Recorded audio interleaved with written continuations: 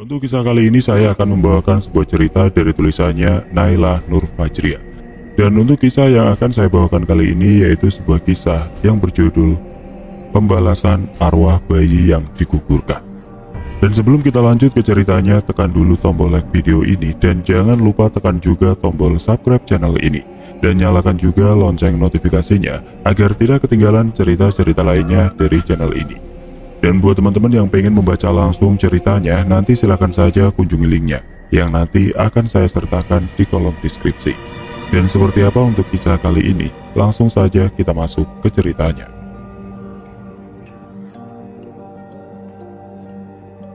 Sebenarnya di desa saya banyak sekali bahkan pernah terjadi kejadian yang aneh berkali-kali di desa ini. Sampai satu kejadian menggemparkan seluruh kampung. Tetangga saya sebut saja namanya Sakri, sang suami. Almarhumah Bin, sang ibu. Fadi, anak pertama dan Dike adiknya. Awal mulanya dulu ibu Fadil belum menikah, namun ia sudah mengandung kakaknya Fadil. Kandungannya belum begitu besar, sehingga warga tidak merasakan curiga. Entah bagaimana ibunya itu bisa mengandung tidak perlu saya ceritakan. Yang jelas, Sakri itu adalah ayah dari bayi itu. Awalnya ibunya tidak mengetahui bahwa dirinya sedang hamil, hingga suatu saat ibunya kepingin sekali memakan mangga muda yang masih ranum. Lalu ibunya pergi ke penjual buah untuk mencarinya dengan menggunakan motor, dan akhirnya di jalan ia bertemu Sakri, ayah sang bayi. "Mau kemana? Ayo aku antar." "Ke tukang buah beli mangga." "Gak usah mas, saya bawa motor sendiri," jawab ibu Fadil kepada kekasihnya itu. Namun kekasihnya mengikutinya dari belakang, sampai ibunya sampai di tempat yang dituju. "Bu, mangganya berapa?" 15.000 per kilo, sahut penjualnya. "Bungkusin ya bu." Ibu Fadil lalu mengeluarkan uang dari dompetnya. Ketika hendak membayar, Sakri lebih dulu memberikan uang 20 ribuan kepada penjual mangga itu. "Ini bu, kembaliannya ambil aja," ujar Sakri. "Makasih mas ya. Semoga rumah tangga kalian bahagia," sahut si penjual itu. Padahal kedua kekasih tadi belum menikah. Mereka lalu tersenyum malu-malu di jalan sambil bercakap-cakap. Sepeda motor keduanya diarahkan berdampingan seperti jalan milik mereka berdua. "Kamu beli mangga buat siapa?" tanya Sakri. "Aku mas, tiba-tiba pengen makan mangga," balas ibu Fadil dengan menjulurkan lidahnya seperti tidak sabar ingin segera memakannya. Lalu Sakri curiga apa mungkin kekasihnya itu hamil. Sakri pun mengajaknya untuk ke apotik membeli alat tes kehamilan. "Nih, sekarang ikut aku sebentar ya." "Kemana? Buat apa alat ini?" tanya ibu Fadil kebingungan. "Udah, nurut saja," kata Sakri sambil menyuruh kekasihnya untuk segera menaiki motornya. Sakri mengajak kekasihnya ke rumahnya. "Kamu ke kamar mandi dulu ya, bawa ini, tes kalian," kata Sakri. Ibu Fadil pun hanya mengangguk. Setelah dari kamar mandi, ibu Fadil menjadi pucat, lalu menyerahkan tes packnya kepada Sakri. "Kamu hamil?" tanya Sakri terkejut. Ibu Fadil pun cuma mengangguk dan meneteskan air mata dari kelopak matanya. "Kapan kamu mau nikahin aku?" tanya ibu Fadil. "Aku siap-siap saja. Tapi apa orang tuamu mau menerimaku karena aku ini orang miskin?" kata Sakri. "Dari awal mereka sudah menentang hubungan kita." "Lalu aku harus apa mas?" tanya ibu Fadil sambil menghapus air mata di pipinya. "Ada satu jalan yang membuat kita berdua aman, namun ini sangat beresiko." "Apa itu?" "Bayi itu harus kita gugurkan." Sakri berucap sambil melirik perut kekasihnya. "Apa katamu mas? Ini anakmu, anak kandungmu. Apa kamu mau menanggung dosa yang begitu besar karena telah menggugurkan bayi yang tidak berdosa?" jelasnya pada Sakri. "Lantas aku harus apa? Apa kamu mau menjadi kunjingan orang kampung jikalau perutmu itu semakin membuncit?" ucap Sakri membentak. Ibu Fadil pun hanya terdiam dan terus menangis sambil memegangi perutnya. "Ayo, kita ke sana sebelum terlambat." Ibu Fadil pun pasrah mengikuti apa kemauan kekasihnya. Sakri mengajak ibu Fadil ke dukun urut untuk menggugurkan kandungannya. "Kula nuwun mak." Sakri menggedor pintu rumah dukun itu. Dukun itu sangat mahir mengurut orang melahirkan, apalagi hanya sekedar untuk menggugurkan kandungan. Sudah banyak sekali pasiennya yang telah menggugurkan bayinya di sana. Namun ya begitu, tempatnya agak jauh dari kampung halamanku. Aku tidak perlu ya menyebutkan namanya, panggil saja dia. Ada tamu toh. Silahkan masuk. Dukun itu keluar membukakan pintu dan menyuruh pasangan itu untuk masuk. Ada apa kemari? Apa yang bisa mak bantu? Ini mak, ini. Sakri kebingungan antara iya atau tidak. Ini apa le? Yang jelas ngomongnya. Balas dukun itu menggoda. Mau menggugurkan ini. Sambil mengelus perut kasihku. Walah itu.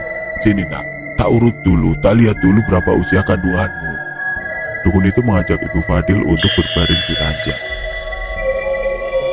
Sudah 2 bulan ya, lumayan besar, mungkin cowok, kata dukun itu. Yakin mau digugurkan?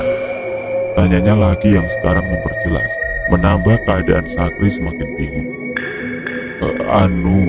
Enggak mak, sahut Sakri. Lalu mak itu pun mengurut perut Ibu Fadil perlahan-lahan. Semakin lama semakin ditekan isi perut itu ke bawah. Aduh mak, sakit sekali, teriak Ibu Fadil. Sakri yang saat itu di sampingnya pindah keluar ke depan karena tidak kuat melihatnya. Sebenarnya Sakri ingin mempertahankan bayinya, namun keadaan yang memaksanya. Tahan dulu dok, sebentar lagi keluar, kata dukun itu menenangkan. Sampai akhirnya Ibu Fadil menjerit panjang, disertai mengejan seperti akan mengeluarkan sesuatu. Mak, sakit mak. Dan seonggok daging pun keluar dari dalam rahim. Itulah bayi tidak berdosa yang telah dikeluarkannya secara paksa. Sakri kemudian masuk melongo, melihat seonggok daging yang berada di kedua tangan Mak Urut itu, dengan banyak darah di tangannya. Daging yang belum menjadi janin, mata yang belum tercipta, kaki, tangan. Sakri mengamatinya begitu detail, dan tiba-tiba menitikkan air mata, seperti air mata penyesalan. Namun semua itu sia-sia, nasi sudah menjadi bubur. Ibu Fadil yang tidak sadarkan diri lalu dibangunkan oleh Sakri. Maurut membungkus onggok daging itu dengan kain putih, lalu memberikannya kepada kedua pasangan itu. Buburlah ini adalah darah dagingmu. Bubur dia layaknya seorang manusia yang telah meninggal. Pesan emak kepada kedua pasangan itu. Enggak mak, terima kasih banyak, ucap Sakri sembari memberikan upahnya kepada Mak Urut. Hati-hati di jalan, jangan lupa pesannya, tutur Mak Urut. Lalu pasangan itu pergi, dan Sakri mengantar kekasihnya pulang. Di perjalanan Ibu Fadil merasa ketakutan. Dia dihantui rasa bersalah karena telah membunuh anaknya. Lalu ia tidak sengaja menjatuhkan seonggok daging yang digendongnya tadi ke pinggiran jalan, lalu daging itu masuk ke dalam selokan. Ibu Fadil yang kala itu takut tidak berani bilang ke Sakri, ia takut akan dimarahi. Sesampainya di depan gang, Sakri menurunkannya, tidak berani menurunkan di depan rumah, takut kalau sampai orang tuanya tahu. Ingat, kubur dia baik-baik, pesan Sakri kepada tetangga. Ibu Fadil pun mengangguk namun di hatinya sangat cemas. Lalu ia masuk ke dalam rumah membersihkan diri dan mengganti pakaiannya dengan yang bersih. Ibu Fadil pun kepikiran oleh mayat bayinya yang jatuh. Lalu kemudian ia mengeluarkan sepeda dan mencarinya di mana tempat ia menjatuhkan darah dagingnya tadi. Ia menyusuri sekitar tepian jalanan sampai tangannya diobok-obok ke selokan. Namun naasnya seonggok daging tadi tidak ditemukan. Ibu Fadil berjalan pulang sambil menuntun sepedanya dan menangis pelan. Mengapa tadi tidak langsung aku ambil tadi? Maafkan ibu dan ayahmu nak, yang telah berdosa karena membunuhmu. Di sepanjang jalan ia berbicara sendiri sambil menyesali semua perbuatannya. 2 tahun pun berlalu. Akhirnya Sakri pun memberanikan diri untuk melamar kekasihnya itu. Namun anehnya orang tua si perempuan yang dulunya menentang hubungan mereka, kini mendadak berubah setuju. Entah ajian apa yang digunakan Sakri untuk meluluhkan hati kedua orang tua kekasihnya itu. Tidak lama mereka pun mencari tanggal yang pas lalu menikah. Pernikahan mereka terlihat sangat bahagia, hingga suatu hari Ibu Fadil mengandung kembali. Yaitu seorang laki-laki yang ganteng dan ia beri nama Muhammad Fadil Al-Farisi. Itulah Fadil, anak dari pasangan Sakri dan almarhum Ibu Pin. Seiring berjalannya waktu, Fadil tumbuh menjadi seorang anak yang penurut, soleh, juga berbakti pada orang tua. Ia suka menolong warga yang ada di kampungnya. Kadang membantu membawakan belanjaan, kadang membantu memberi makan kambing dan sapi, kadang juga membantu warga membersihkan area perkebunan yang luas. Hingga sesuatu terjadi menimpanya dan merubah sikap juga semua perilakunya. Siang itu ia pulang, haus ingin minum dan kebetulan perutnya sedang lapar. Namun Ibu Fadil sakit, jadi ia memasak agak kesiangan, sedangkan bapaknya pergi ke sawah. Saat membuka tudung saji, Fadil terkejut tidak ada makanan di meja makan itu. "Bu, apa ini? Aku lapar, tapi kenapa tidak ada sedikit pun makanan buatku?" Ia mencari ibunya di dapur sambil marah-marah. Padahal dulu sifatnya tidak pernah seperti itu. "Sabar nak, ibumu ini sedang sakit, jadi bangun agak kesiangan. Ini saja baru menanak nasi," jawabnya sambil melakukan pekerjaan. Namun nasi tadi digulingkan Fadil dan jatuh berceceran di tanah. "Ah, dasar, ibu tidak berguna, selalu saja mencari-cari alasan," Fadil berkata melotot pada ibunya sehingga matanya jatuh. "Astagfirullah nak, kenapa denganmu? Apa yang membuatku jadi begini?" Ibunya kaget melihat sikap anaknya berubah kasar. "Dasar cerewet, kalau tidak cepat-cepat kau masak, aku bunuh kau," ucapnya sambil mengancam dan memegang pisau di tangan kiri. Lalu bapaknya datang dan menampar Fadil begitu keras. "Sejak kapan orang tuamu mengajar kamu tidak sopan kepada orang tua?" ujar bapaknya yang emosi ketika mengetahui Fadil membentak ibu kandungnya. "Siapa kau? Berani menampar? Dasar lelaki tua tidak tahu diri." Fadil mendorong bapaknya hingga terjatuh. "Anak remaja, sini kamu."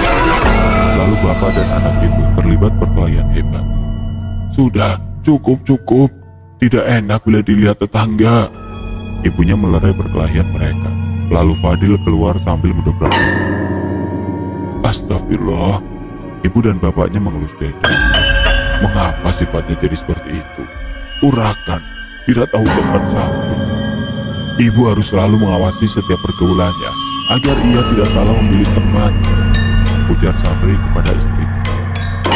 "Biasanya dia tidak begitu, namun entahlah. Apa perlu kita panggilkan Ustaz? Siapa tahu ada yang menempel di badannya," ajak istri Sakri. "Terserah ibu saja. Aku capek mau istirahat." Sakri menjawab dengan nada kesal karena ulah anaknya. Hari berganti minggu, minggu berganti bulan. Namun tetap saja sifat anak itu seperti itu. Kasar, urakan, aur-auran, tidak tahu tata krama, dan dulunya yang suka menolong warganya, kini ia menjadi tersangka. Setiap warga yang berjualan harus menyetorkan hasilnya padanya, lalu uangnya dibuat judi dan mabuk-mabukan. Ibunya pun tidak kuat melihat kelakuannya setiap hari, lalu ia memutuskan ke rumah Ustaz untuk mencari bantuan dan menyembuhkan Fadil. Ibunya yang kala itu dibonceng Bapak Fadil berjalan menuju desa sebelah.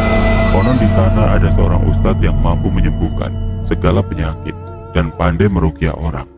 Namun si ustadz itu tidak mau diberi upah. Ia melakukannya dengan ikhlas, karena baginya menolong sesama adalah kewajiban setiap umat muslim. Berpuluh-puluh kilo jarak yang harus ditempuh orang tua Fadil demi menyembuhkan anaknya, dan akhirnya mereka berdua sampai di desa kecil yang bersebelahan dengan pondok pesantren. "Masuklah dulu Bu, aku mau memarkir motor dulu," ujar suaminya. Lalu Ibu Fadil pun masuk. Saat itu pintu rumah dalam keadaan terbuka. "Assalamualaikum." "Waalaikumsalam. Sinten ge?" Ada seorang wanita cantik keluar menjawab salamnya dan menemuinya. "Saya dari desa seberang, ingin meminta pertolongan, apa Pak Ustadznya ada?" tanya Ibu Fadil kepada wanita cantik itu. "Walah iya, silakan masuk Bu, saya istrinya. Perkenalkan, nama saya Hajar, suami saya sedang mengajar ngaji. Mohon ditunggu sebentar ya Bu, saya buatkan teh," kata wanita itu lalu pergi ke dapur. "Bagaimana Bu, ketemu Ustadznya?" Bapak Fadil pun menyusul masuk ke dalam setelah memarkir motornya. "Sebentar, masih ngajar ngaji Pak." Wanita itu lalu keluar dari dapur dan membawa teko juga gelas kecil yang berisi teh dan sepiring roti. "Silakan Bu, diminum sambil menunggu." ujar istri Ustadz itu kepada keduanya, lalu pergi ke dalam. Saya tinggal sebentar ya Bu, Pak. Melihat suami saya sudah selesai apa belum mengajarnya. Oh iya Mbak, silakan, sahut Bapak Fadil. Setelah menunggu beberapa lama, akhirnya Pak Ustadz menemui mereka. Sudah lama menunggu Pak, Bu, tanya Ustadz itu sambil tersenyum. Ah tidak Pak, santai saja, balas Sakri sambil agak cengengesan. Ada hajat apa Pak kesini? Dan dari mana? Tanya Ustadz itu lagi.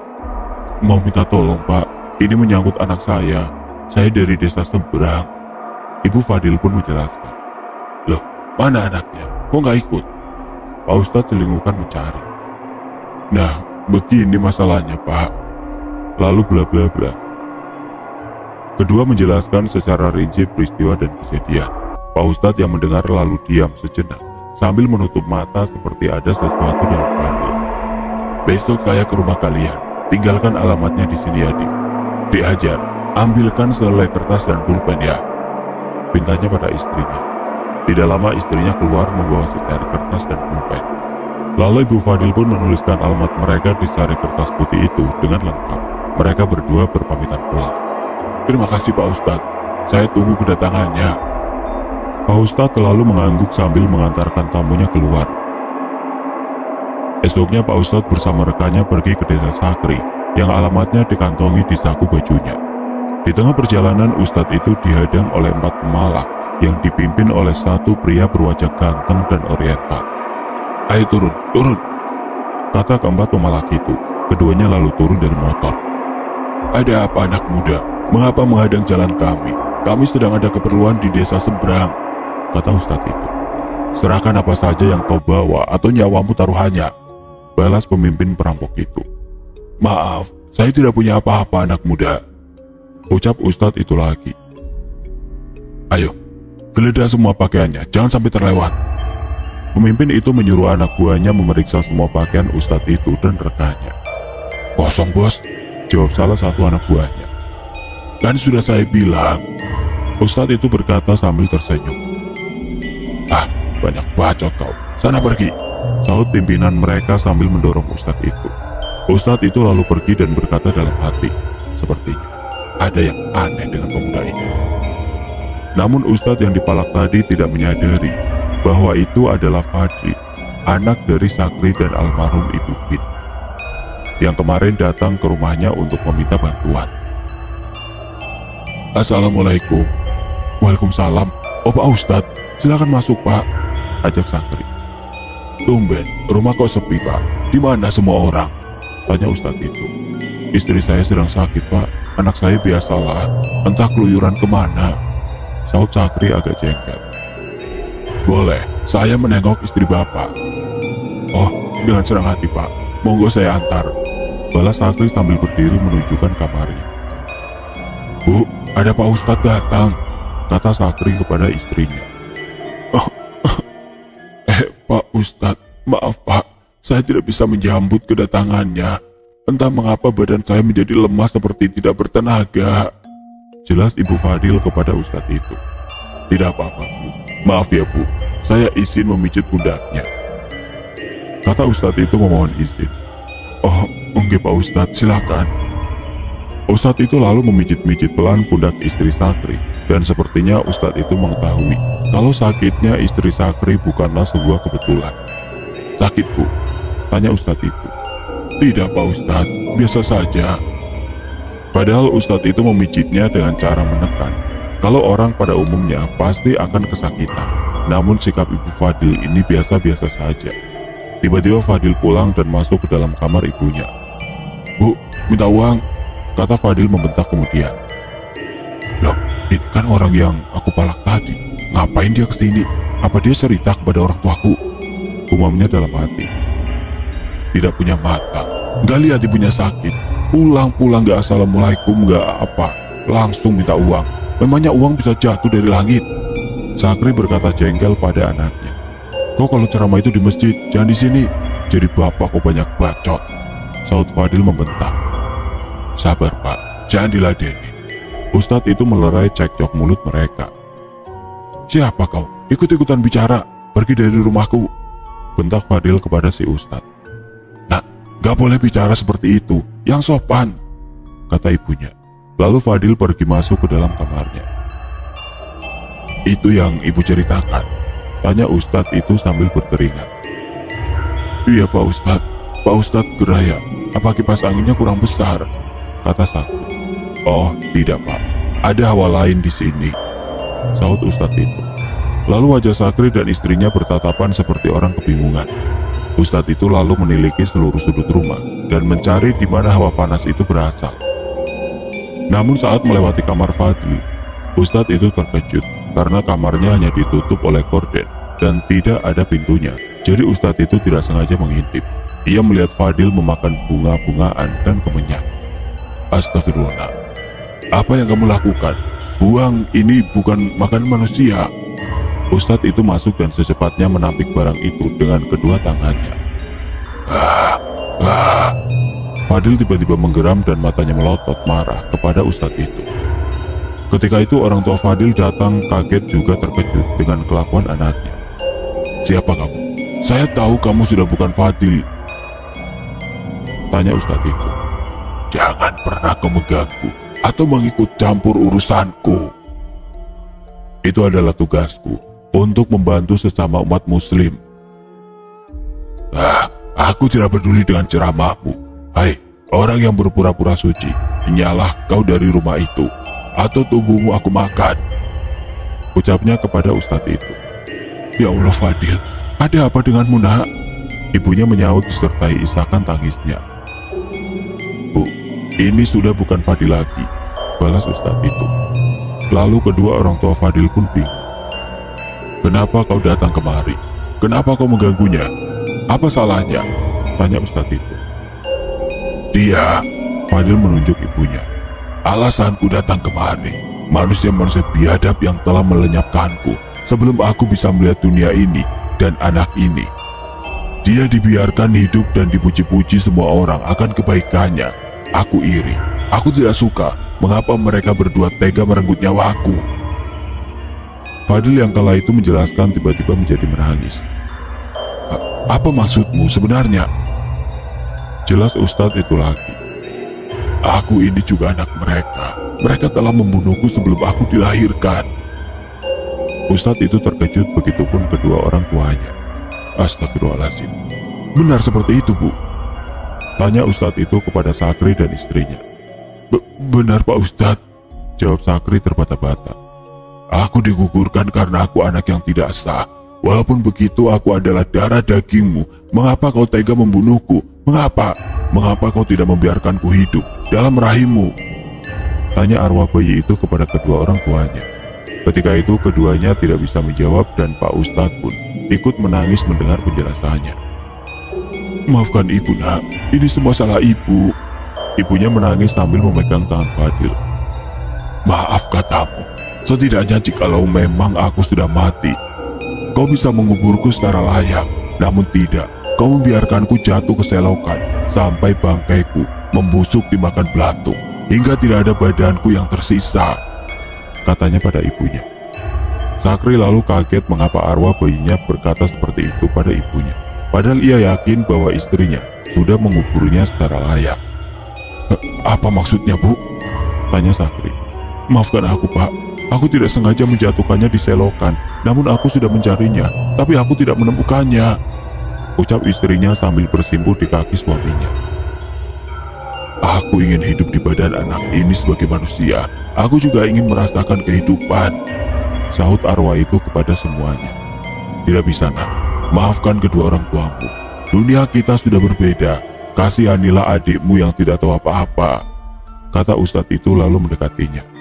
Tidak, inilah yang pantas mereka dapatkan. Dan ini pun tidak sebanding dengan mereka yang sudah tega melenyapkan bayi yang tidak berdosa. Asal kau tahu, setiap malam aku selalu mengambil kekuatan ibuku hingga ia lemah tidak berdaya. Astagfirullah. Lalu Ustadz itu pun membacakan doa agar arwah itu tenang dan meninggalkan tubuh Fadil. Panas, aku tidak akan meninggalkan badan ini, teriak Fadil. Si Ustadz pun terus mengumandangkan ayat-ayat suci Allah tanpa mendengarkan arwah itu. Cukup, baiklah, aku tidak akan mengganggu keluarga ini lagi. namun mereka harus mendoakanku setiap hari agar arwahku bisa tenang. Jelasnya menyerah sambil menitikkan air mata. Lalu arwah itu pergi meninggalkan badan Fadil dan melayang ke atas dengan keadaan tersenyum kepada ustadz itu. "Terima kasih sudah menolongku," katanya kepada ustadz itu, lalu pergi ditelan cahaya putih. Fadil yang pingsan langsung dibawa Sakri ke kamar. Ustadz itu lalu menghampiri Ibu Fadil. "Bu, jangan pernah lagi melakukan hal di luar nalar kita. Apa yang telah kalian berdua lakukan adalah dosa yang sangat besar. Segeralah mohon ampun kepada Allah. Semoga Allah mengampuni dosa kalian," pesan ustadz itu. "Iya Pak Ustadz, saya benar-benar menyesal," katanya menangis. "Sudahlah, itu sudah masa lalu, namun jangan diulang kembali.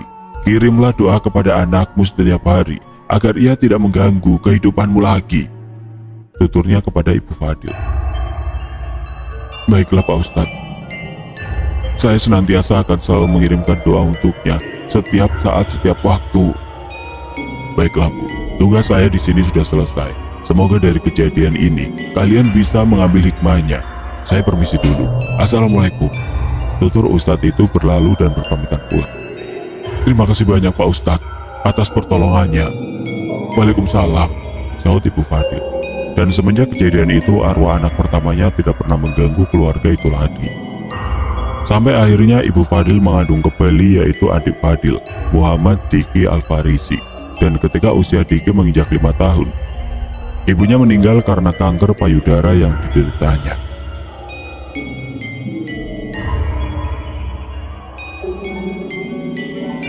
Oke teman-teman, sekian untuk kisah kali ini. Semoga apa yang sudah saya sampaikan dalam kisah ini dapat dijadikan pembelajaran untuk kita semua. Dan buat teman-teman yang baru bergabung, jangan lupa untuk like, komen, share, serta subscribe channel ini.